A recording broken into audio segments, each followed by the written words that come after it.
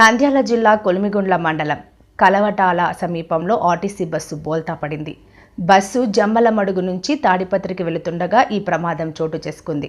Driver, conductor సహా 20 మందికి గాయాలయ్యాయి. ప్రమాద సమయంలో డ్రైవర్ ఫోన్లో మాట్లాడుతున్నారని, తాము వద్దని వారించినా వినలేదని ప్రయాణికులు తెలిపారు.